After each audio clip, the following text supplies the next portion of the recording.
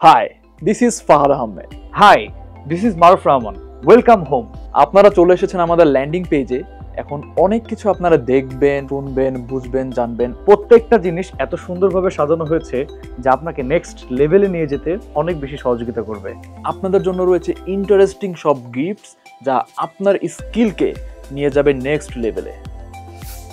চা খাবেন, সেই সাথে শিখবেন।